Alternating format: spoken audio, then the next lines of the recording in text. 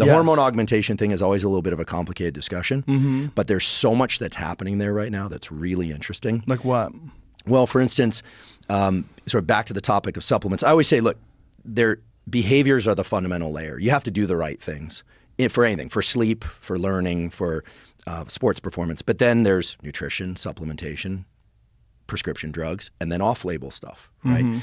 And so we always think about, when you hear hormones in sports, you always think just the raw conversation about anabolics, all the banned stuff. We could talk about that stuff and how it works. Years ago, I used to work on androgens, testosterone and its derivatives, and how it impacts brain development and body function, fear, and also mental states.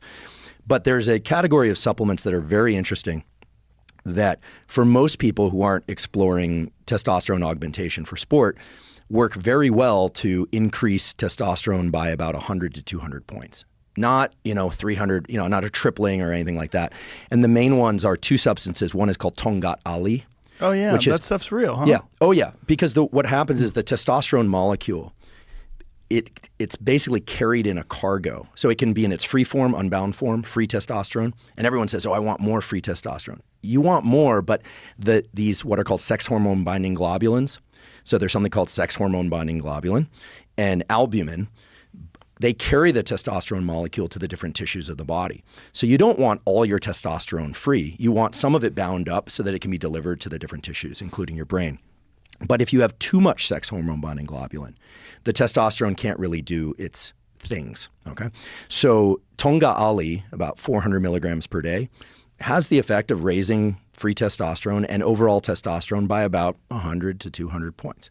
And so we're not talking about full TRT or blasting, or now that I'm always amused on YouTube, they now call it sports TRT. That's when you get above 200 milligrams per week. Sports? So this is basically, you've got TRT, which is typically about 200 milligrams per week. And we say 200 milligrams. When you're looking at a syringe, what is that? So is that 1,000 milligrams? So the typical dose of testosterone replacement therapy is 200 milligrams given once every week to 2 weeks. But when you look at a full syringe, what is that? So for 1 cc, 1 mil, right, that's 200 milligrams typically of cypionate, which is sold 1 cc, a full cc is only 200? 1 cc is not going to be that much. So it depends. If you have a little narrow syringe. Okay. Right. Right. But if you have a syringe that goes up to 10, what is that? That's 10 cc's. That's a lot. That's 10 cc's. Yeah, that's 1,000.